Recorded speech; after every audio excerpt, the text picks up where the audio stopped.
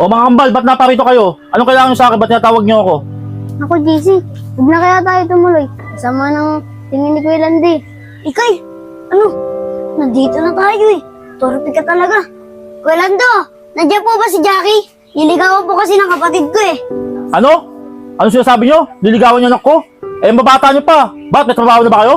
Bakit po ba, Kuya Lando? Kailangan pa po ba ng trabaho kapag manliligaw? Aba, siyempre. Kailangan ng trabaho. Paano pag nagkatuluyan kayo? Sino papakayo sa inyo? Ako pa? Opo, Kuya Lando. Kuya Lando, magtrabaho ko na rin po.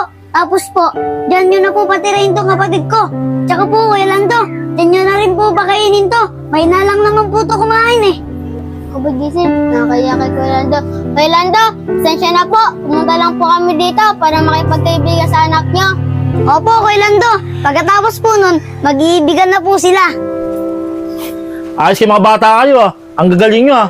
Sige na, sige na. Ayos na ako. Hintayin nyo na si Jackie dyan. Papating na yun. May binili lang doon yun. Sige na.